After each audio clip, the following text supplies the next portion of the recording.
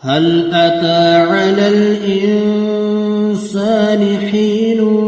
من الدهر لم يكن شيئا مذكورا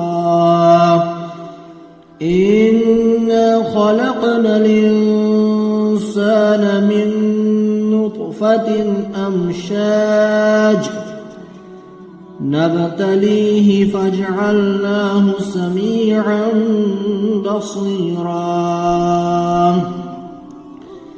إنا هديناه السبيل إما شاكرا وإما كفورا